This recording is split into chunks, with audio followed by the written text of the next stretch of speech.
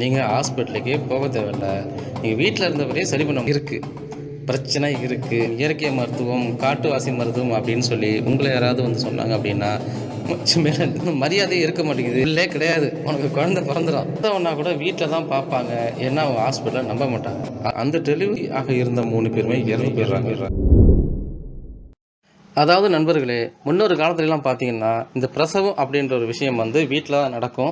ஏன்னா, அப்போ வந்து ஆஸ்பத்திரி அப்படின்ற ஒரு விஷயம் வந்து இருக்காது. அதனால் என்ன பண்ணுவாங்கன்னா, மோஸ்ட் ஆஃப் த பீப்புள்ஸ் வந்து வீட்டிலேயே தான் வந்து அந்த டெலிவரி பார்ப்பாங்க. ஊருக்குள்ளே வந்து மருத்துவச்சி அப்படின்ற யாராவது இருப்பாங்க. அப்படி இல்லாட்டி வந்து நிறைய டெலிவரி பார்த்து எக்ஸ்பீரியன்ஸாக இருக்கக்கூடிய ஒரு ஆயா இருப்பாங்க. அவங்க தான் எல்லாருக்கும் வந்து டெலிவரி பார்ப்பாங்க. இதனால் வந்து குழந்தைகளுக்கோ அம்மாவுக்கோ வந்து காம்ப்ளிகேஷன் ஆனால் வந்து அவங்களால காப்பாற்ற முடியாது. ஏன்னா, அதுக்கான ஃபெசிலிட்டியும் நாலேஜும் வந்து அவங்களுக்கு இருக்காது. பட் இவங்களால என்ன ஆகுதுன்னு பார்த்தீங்கன்னா, நார்மல் டெலிவரி நிறையா பண்ண முடியும். பட் ஒரு சில சமயங்களில் வந்து குழந்தைகள் தாய் வந்து இறந்து போகிறதுக்கு வாய்ப்புகள் இருக்குது. ஸோ இப்படி தான் போய்கிட்டு இருந்துச்சு. அப்படியே வந்து டெலிவரி ஆனாலும் பார்த்தீங்கன்னா, அந்த அம்மாவையும் குழந்தையும் தனியாக பிரித்து வச்சுருவாங்க. ஸோ பிரித்து வைக்கிறதுனால என்ன ஆகும்னா, சரியான சானிடேஷன் கிடைக்காம, அந்த அம்மாவுக்கும் குழந்தைக்கும் நியூட்ரிஷன் கிடைக்காம அவங்க தனிமையில் துன்புறுத்தப்படுவாங்க. 1890 வந்து அமெரிக்காவில் வந்து ஐடா சோஃபியா அப்படின்ற ஒரு பெண்மணி வராங்க. ஸோ இவங்க அப்பா வந்து ஸ்கூடர் அப்படின்ற ஒருத்தர் வந்து டாக்டரு. இவர் என்ன பண்ணுறாங்க அப்படின்னா, இந்தியாவுக்கு பிளேக் நோயால் பாதிக்கப்பட்ட மக்களுக்கு வந்து சேவை பண்ணுறதுக்காக வராங்க. மக்களுக்கு சேவையும் பண்ணுறாங்க. இந்த நேரத்தில் என்ன ஆகுதுன்னா, ஒரு நள்ளிரவு நேரத்தில் இவங்களை மீட் பண்ணுறதுக்காக நம்ம ஊர் ஆண்கள் வந்து ஒரு 3 பேர் போகிறாங்க. அவ என்ன சொல்கிறாங்க அப்படின்னா, தன் வீட்டு பெண்கள் வந்து பிரசவ வலியால் துடிச்சிட்டு இருக்காங்க. நீங்கள் வந்துட்டு எங்கள் பெண்களுக்கு டெலிவரி பார்க்கணும் அப்படின்னு சொல்லி கேட்குறாங்க. பட் வந்து எடா சோஃபியா வந்து பார்த்திங்கன்னா வந்து ஒரு டாக்டர் கிடையாது. அவங்க ஒரு டாக்டரோட பொண்ணு தான். பட் அவங்க என்ன சொல்கிறாங்கன்னா, தன்னுடைய அப்பாவை அனுப்பி வைக்கிறேன் அப்படின்னு சொல்கிறாங்க. பட் அந்த 3 பேருமே ஒத்துக்கலை. ஏன்னா வந்து நம்ம கலாச்சாரப்படி வேற ஒரு ஆண் வந்து டெலிவரி பார்க்கக்கூடாது அப்படின்னு சொல்லி அனுப்பிச்சிடுறாங்க. பட் ஐடா சோஃபியாவினால் இதனால் என்ன ஹெல்ப் பண்ண முடியாமல் போயிடுது. அடுத்த நாள் என்ன பண்ணுறாங்கன்னா, இந்த 3 பேரை பற்றி அவங்க விசாரிக்கிறாங்க. அப்படி விசாரிக்கும் போது அந்த டெலிவரி ஆக இருந்த 3 பேருமே இறந்து போயிடுறாங்க. பட் இப்படி இறந்து போகிறதுனால இவங்க ரொம்பவே மனம் கலங்கி என்ன நினைக்கிறாங்கன்னா, தன்னால் வந்து அவங்க ஹெல்ப் பண்ண முடியல அப்படின்னு நினைக்கிறாங்க.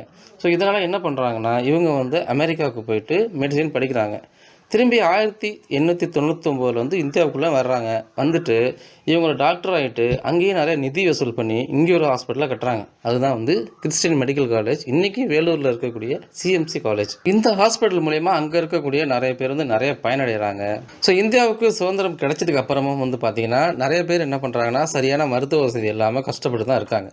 இதனால் 1951 நம்ம இந்தியன் கவர்மெண்ட் என்ன பண்ணுறாங்கன்னா வந்து, ஒவ்வொரு ஊருக்கும் வந்து பிரைமரி ஹெல்த் சென்டர் அப்படின்னு ஒன்று ஆரம்பிக்கணும் அப்படின்னு சொல்லிட்டு அந்த திட்டத்தை துவக்கி வைக்கிறாங்க. ஸோ இதனால் நிறைய மக்கள் வந்து பயனடைகிறாங்க. ஸோ இந்த திட்டத்தோட நோக்கம் என்னென்னா வந்து, நிறைய பெண்கள் வந்து அறியாமையில் இருந்தாங்க, தொற்று நோய் பற்றின விழிப்புணர்வு இல்லாமல் இருந்தாங்க. இதையெல்லாம் ஏற்படுத்தணும் அப்படின்றதுக்காக தான் இந்த ஒரு திட்டத்தை கொண்டு வந்தாங்க. இது மட்டும் இல்லாமல் நம்ம இந்தியன் கவர்மெண்ட்டும் ஹாஸ்பிட்டல் தான் குழந்தை பெற்றுக்கணும் அப்படின்றதுக்காக நிறைய நலத்திட்டங்கள்லாம் அறிவிச்சு வச்சாங்க. இதெல்லாம் எதுக்காக பண்ணாங்க அப்படின்னு கேட்டிங்கன்னா, அதுதான் சேஃப் சைல்டு.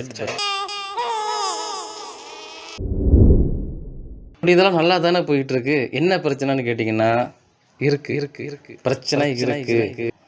அது என்னன்னா, அதுதான் வந்து மரபு வழி மருத்துவம்.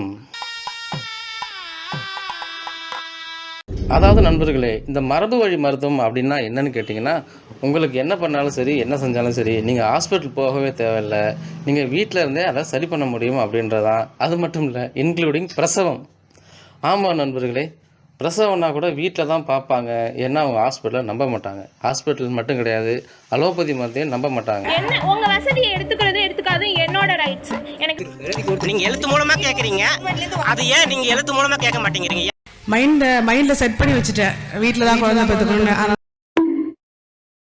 இப்படி குழந்தை பத்திர நிறைய பேரை கூப்பிட்டு அவங்க ஒரு மீட்டிங் அரேஞ்ச் பண்ணுறாங்க. ஸோ இதுக்கும் நிறைய மக்கள் வந்து படையெடுத்து போகிறாங்க. மரபு வழி மருத்துவம் அப்படின்னு பார்த்தீங்கன்னா, இது ஒரு கம்யூனிட்டியாக டெவலப் ஆகிட்டு இருக்குது. இதில் யார் வேணாலும் போய் சேர்ந்துக்கலாம். அவங்க என்ன சொல்கிறாங்களோ அதை ஃபாலோ பண்ணிங்கன்னா உங்களுக்கு ஹாஸ்பிட்டலுக்கு போகாமலே வியாதிகளை வந்து சரி பண்ணிக்க முடியும். ஏன்னா இது நல்லா இருக்குல்ல.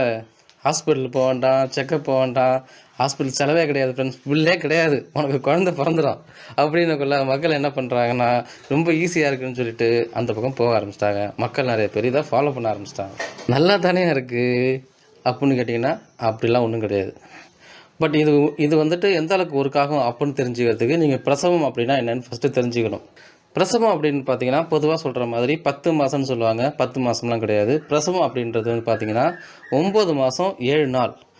இது வரைக்கும் பார்த்தீங்கன்னா அந்த பீரியடில் வந்து ஒவ்வொரு டைம் செக்கப் போகும்போதும் டாக்டர் என்ன பார்ப்பாங்கன்னா அந்த குழந்தையோட வளர்ச்சியில் ஏதாவது தடை இருக்கா, அந்த குழந்தைகளுக்கு உடல் உறுப்பு வளர்ந்துருக்கா, அதுக்கு மன வளர்ச்சி இருக்கா அப்படின்றத பார்ப்பாங்க. அது மட்டும் இல்லாமல் வந்து அந்த குழந்தையால் அந்த அம்மாவுக்கு ஏதாவது ஆபத்து இருக்கா, உள்ளே இருக்கிறது ஒரு குழந்தையா 2 குழந்தையா 3 குழந்தையா அப்படின்றதையும் அந்த ஸ்கேன் மூலயமா தான் அவங்க பார்ப்பாங்க.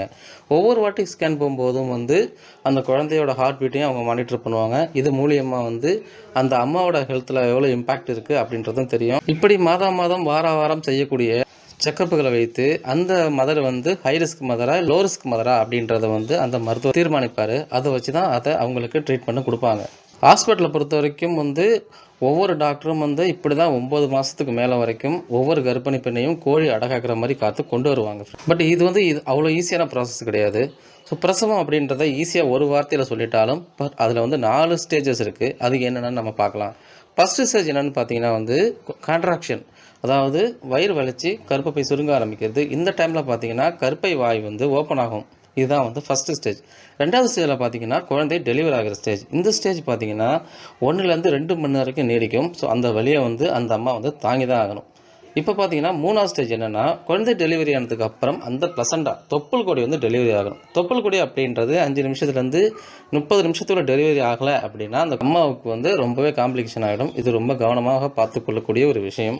அடுத்து 4th ஸ்டேஜ் ஒன்று இருக்குது. அது எதுக்காக அப்படின்னு பார்த்தீங்கன்னா இந்த ஸ்டேஜில் வந்துட்டு அந்த அம்மாவையும் குழந்தையும் மானிட்டர் பண்ணணும். ஸோ அவங்களுக்கு எந்த விதமான காம்ப்ளிகேஷனும் இருக்கா அப்படின்றது இந்த ஸ்டேஜில் நமக்கு தெரிஞ்சிடும். 4th ஸ்டேஜ் அப்படின்றது ரொம்ப இம்பார்ட்டன்ட் நண்பர்களே. ஏன்னு கேட்டிங்கன்னா அதுக்கு ஒரு காரணம் இருக்குது. அதுதான் PPH, post partum haemorrhage.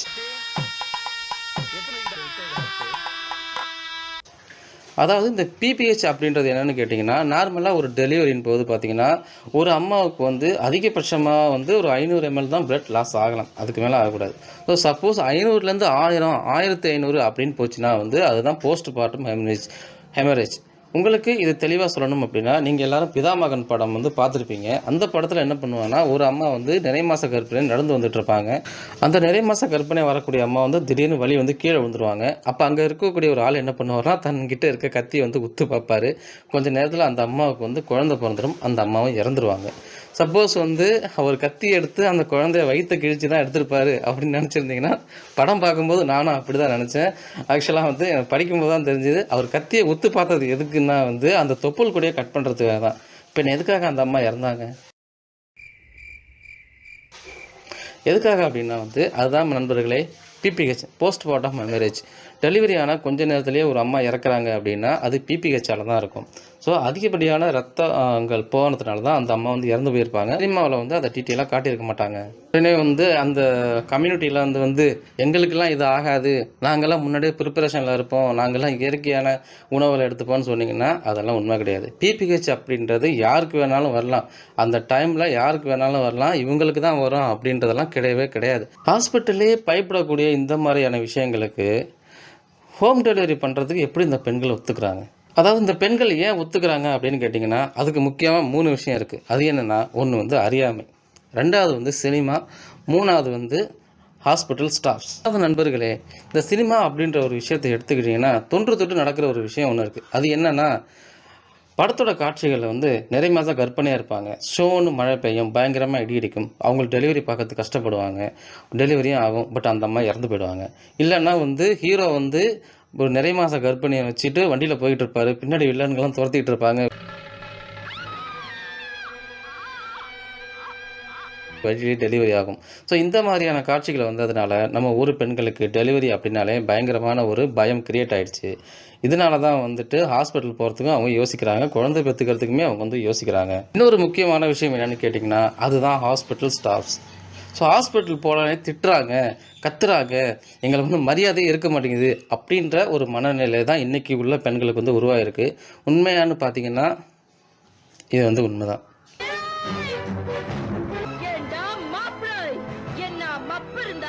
Hospital staffs யாராவது வந்து நாங்களாம் அப்படி இல்லைன்னு சொல்லிட்டு இங்கே வந்து கிளைம் பண்ண முடியாது. ஏன்னா நானே ஒரு ஹெல்த் ஒர்க்கர், எனக்கு லேபர் வார்டுக்குள்ளே என்ன நடக்குதுன்றதும் தெரியும். அதனால் யாரும் வந்து இல்லைன்ட்டுலாம் என்கிட்ட கிளைம் பண்ண வேண்டாம். ஸோ ஆக்சுவலாக நண்பர்களே, இந்த ஜிஹெச்சில் ஏன் கத்துறாங்க அப்படின்னு பார்த்தீங்கன்னா, எஸ்பெஷலாக இந்த ஜிஹெச்சில் பார்த்தீங்கன்னா ஓவர் க்ரௌடாக இருக்கும். பொதுவாக நல்லா கவனிச்சிங்கன்னா தெரியும், அவங்க கத்துறதும் திட்டுறதும் வந்து பேஷண்ட்டே இருக்காது, கூட வந்து அட்டெண்டர்ஸ்னால என்ன ஆகுன்னு பார்த்தீங்கன்னா, அந்த என்விரான்மெண்ட்டே வந்து கண்டாமினேஷன் ஆகிறதுக்கான வாய்ப்புகள் இருக்குது. அவங்க ரொம்ப கஷ்டப்பட்டு அசஸ் பண்ணி வச்சுருக்க ஒரு பேஷண்ட்டுக்கு இவங்க ஏற்படுத்தக்கூடிய கண்டாமினேஷனால் ஏதாவது பிரச்சனை வரலாம் அப்படின்றதுனால தான் அவ்வளோ கடுமையாக நடத்துப்பாங்க. நீங்க எழுத்து மூலமா கேக்குறீங்க, அது ஏன் நீங்க எழுத்து மூலமா கேட்க மாட்டேங்கிறீங்க? பட் இவ்வளோ பேர் வந்து ஹோம் டெலிவரி பார்த்து நல்லா தானே இருக்காங்க, அப்புறம் எதுக்காக இதெல்லாம் நீங்கள் வேண்டான்னு சொல்கிறீங்கன்னா அதுதான் தப்பு. ஆக்சுவலாக பார்த்தீங்கன்னா, இவங்க புறக்கணிக்கிறது வந்து டெலிவரிக்காக வந்து மருத்துவமனைகள் மட்டும் கிடையாது, இவங்க புறக்கணிக்கிறது வந்து மருந்துகளையும் கூட புறக்கணிக்கிறாங்க. அவங்க இதனால் என்ன ஆகுன்னு பார்த்தீங்கன்னா, அவங்க குழந்தைகளுக்கு சரியான நேரத்தில் வந்து தடுப்பூசிகள் போட மாட்டாங்க, சரியான மருந்துகளை கொடுக்க மாட்டாங்க.